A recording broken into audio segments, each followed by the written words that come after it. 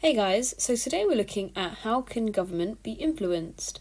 What are the drivers behind government policy? Where does government get its information from? And how is it ideologically influenced by different groups? Other than pressure groups, which other organisations impact the formation of legislation? And why might government be open to policy ideas from non-governmental organisations? So why is it that government might draw from other organisations which are not members of the government? So just have a think and a reflection on that and just discuss those questions for a few minutes. So one of the main areas where government gets its information from are think tanks. So think tanks are public policy research organisations that seek to influence government. So if we're thinking about why might they be open to policy ideas from non-governmental organisations? A really important thing to consider is governments only have so much time in order to actually achieve their aims. They also have a very limited expertise. So these think tanks, these public policy research organisations, are quite influential in that they have access to really thoroughly researched reports because they have members of staff who are geared just towards researching and investigating different issues. I want us to consider how are these think tanks similar or different to pressure groups and also to political parties. So in terms of some pressure groups, they have a very clear, or think tanks have a very clear position on the political spectrum. For example, they are very clearly left-wing, right-wing, or centre ground. And as I said before, they really focus on thoroughly researching social and economic affairs. So it's actually a very good role to go into after university. If you're interested in being involved in politics, but not necessarily wanting to be an MP, a think tank is a good alternative to that because you do have quite a big impact on government policy without actually having to join a political party. You will have seen actually on things like Sky News, Channel 4 and so forth, different think tanks featuring as experts on different issues.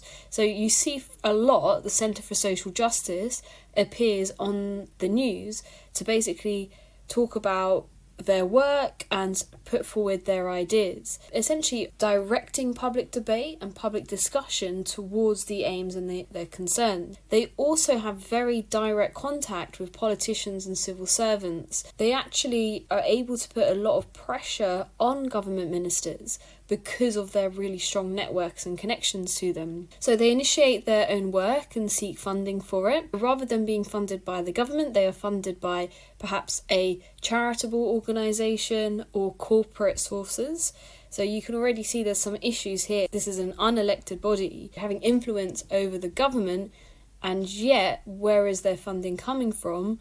Obviously, most of that is going to come from corporate sources. So you can see there's going to be quite a strong right-leaning side to these think tanks. Their main output is the publication of their research and policy work. They often do conferences and seminars where they're educating people on their concerns and thinking about how can they influence people to agree with what their research is putting forward. So I want you to discuss amongst yourselves, what are the opportunities and limits to think tank influence on government? But also, how are they similar and how are they different to pressure groups? So I want to talk you through an example and a really important case study for you to use in your examination. And that is the Centre for Social Justice. So David Cameron, the former Conservative Prime Minister from 2010 to 2016, having to resign because of Brexit, he said that the Centre for Social Justice landmark report Breakthrough Britain has been a major influence on this government and how we are helping the most advantaged in our society. So here he is talking directly about a specific report from the Centre for Social Justice, which is a right-wing think tank, and really explicitly stating here that this report has influenced the government and government policy. So what I want you to do is read through the Breakthrough Britain report. And I've essentially summarised it into no more than 2 pages for you. And I want you to think, what are the aims from that report of the Centre for Social Justice, and how have we seen them influence government policy? So from looking at their aims and thinking about society as you know it, there will be some key words that you'll pick up that you've heard before, and this is where it stems from, the Centre for Social Justice. How have we seen them influence government policy, and what are the factors that have led to their success? So just have a read of that report and discuss those 3 questions. So the Centre for Social Justice then is a centre-right think tank, and they were co-founded by Ian Duncan Smith in 2004. In 2009, they wrote a report called Dynamic Benefits Towards Welfare That Works. And essentially what they were looking at was creating incentives to go to work because they believed that people were trapped in the benefit system and didn't see value in work. So you can see the really right-wing ideas here that essentially they're arguing that people are poor because they've chosen to be poor. So it's about taking away their safety net and thrusting them into work. And the influence of this can be seen in the fact that Ian Duncan Smith ends up becoming the Work and Pensions Secretary in 2010, and he was given quite an explicit mandate from David Cameron, which was to put the theories into practice, to take all of the work the Centre for Social Justice had done and actually deploy them into government policy. And we can see really the impacts of that. For example, universal credit was a brainchild of the Centre for Social Justice, and that became law in 2012. And what universal credit is it's argued that its whole purpose is to simplify the benefit system. So instead of getting housing benefit, child benefit, welfare benefit, unemployment benefit and all of that, you would instead just get one lump sum of a benefit. But what this ended up doing was, one, it was quite complicated, so a lot of people ended up falling through the system, but also it ended up cutting a lot of people's benefits because it was one lump sum and it just trimmed off what they would call the fat of the benefits. A lot of people have actually died as a result of this policy. People starving, a high amount of suicides directly because of this universal credit policy. We'll see some of the views of the Centre for Social Justice in a video that they produced.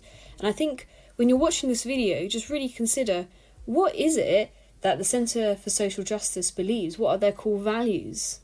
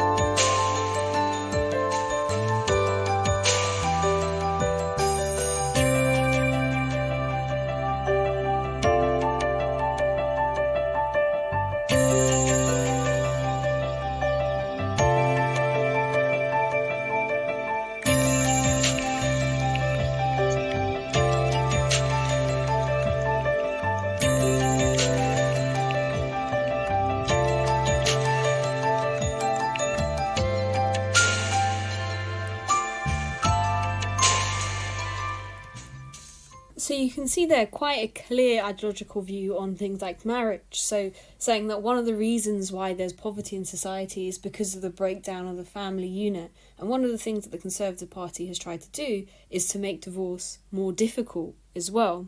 So within those, it's essentially trying to put forward these conservative values, but in a more neoliberal framework, which essentially means this really negative view of human beings as lazy, potential thieves and so forth, but marrying that with the idea of rugged individualism and saying that if people want to get out of poverty, they just need to work harder.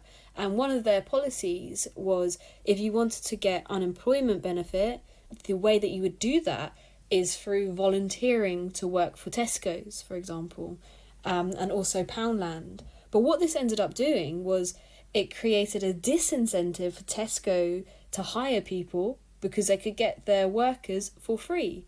But so it seems very much like these policies, even though they claim that they're tackling poverty, they actually ended up more so reinforcing poverty and creating a more unjust society. I think the thing that's quite interesting then about the Centre for Social Justice, as you can see here, it's very clearly a think tank that has had a profound effect on government policy, because the person who was the co-founder was actually put into the highest government position in order to enact these policies and make these changes. Another group of people who have quite a strong influence on our government, again another unelected group, are lobbyists. Lobbyists are people who specifically lobby the government in the way that we as individuals can lobby the government, and you can also have pressure groups lobbying the government.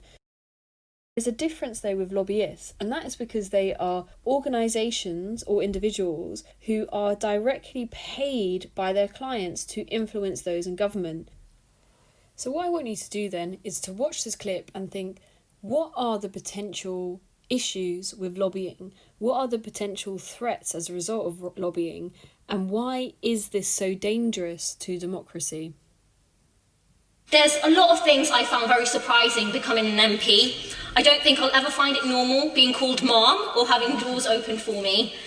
But some of it is unnerving as well. Before I was elected, I didn't know big businesses sent gifts to MPs. Gifts that always seem to be accompanied by requests. The other week, Heathrow sent me a food hamper along with an ask. They wanted me to support their third runway, as if some shortbread biscuits would drown out the warnings of the climate emergency. Google recently sent me a gift as well. It wasn't much, but it got me thinking about corporate lobbying. It reminded me that in 2018, Google avoided £1.5 billion in tax, according to the Tax Justice Network, and that in 2016, Google reached a deal with the government after dozens of meetings with ministers to secure an effective tax rate of just 3%. On profits estimated to be more than £7 billion.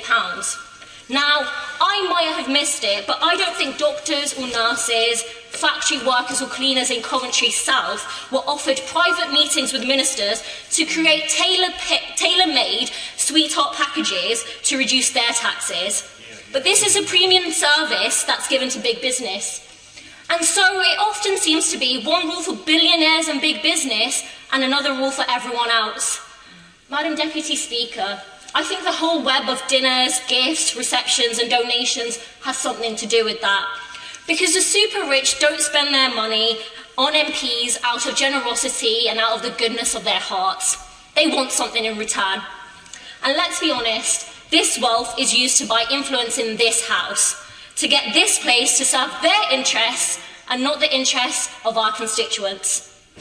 And Madam Deputy Speaker, under the Conservatives, to me, it looks like their investment is paying off.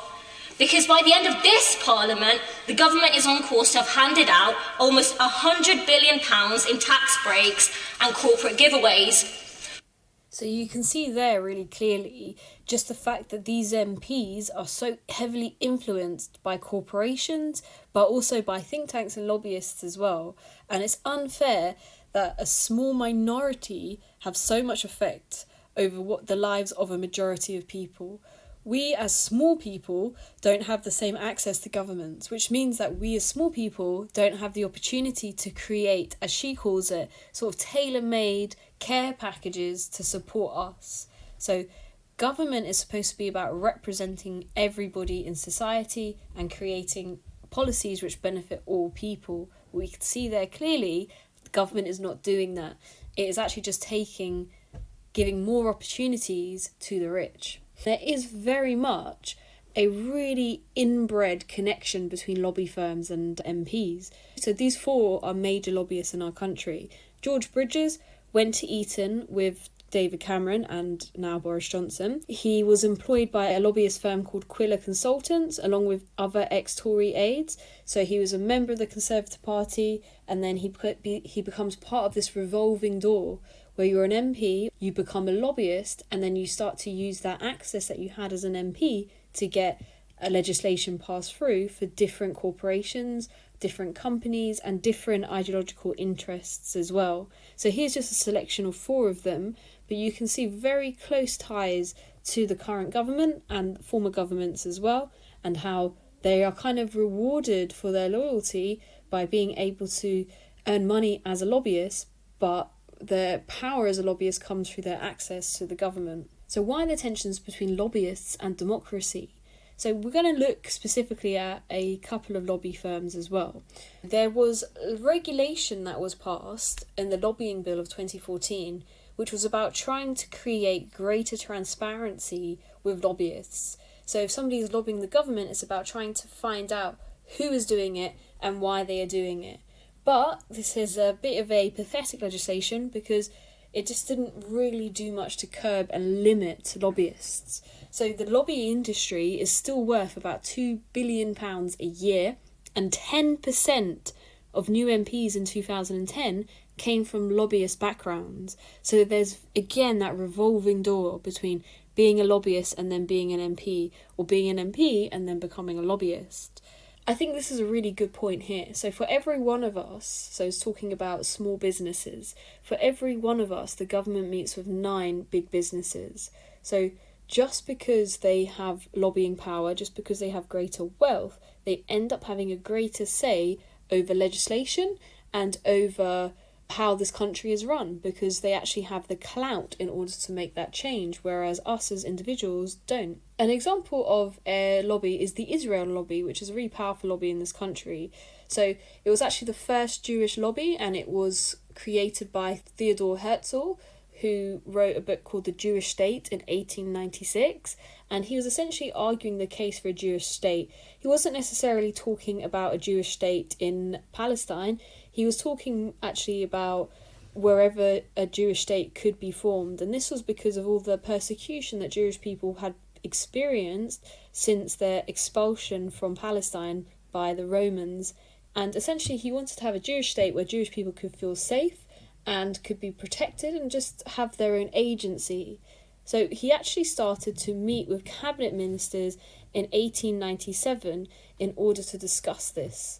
His successor ended up persuading someone called the Earl of Balfour that Palestine should be the new Jewish state. And it was agreed then, during the First World War, that if the Israeli lobby in America had persuaded America to join the First World War, then the Jewish people would be rewarded by having a Jewish state in Palestine. So really, really effective lobby. This has since evolved into the Friends of Israel lobby. You have a section in all 3 of the main political parties, so Labour Friends of Israel, the Conservative Friends of Israel, and so forth. The Labour Friends of Israel, for example, is a lobby group which is working within the Labour Party to promote the state of Israel, promoting good relations with Britain and Israel, and organising trips for Labour leaders to Israel, just trying to create positive relations between Britain and Israel, and trying to protect Israeli interests inside Britain, because obviously if we're looking at the state of affairs in Israel and Palestine, it is a global conflict. Even if it's a territorial one, it is one that involves the whole world. So it's very important for Israel to maintain its friendship with European countries as well as America. The Conservative Friends of Israel was thrown into the spotlight last year, actually, and that was after Priti Patel had to resign over secret meetings organised by the presidents of the Friends of Israel with Israeli government officials. So Priti Patel claimed that she was actually just on holiday in Israel and she bumped into members of the Israeli government, but that actually wasn't true. She ended up having secret meetings with them.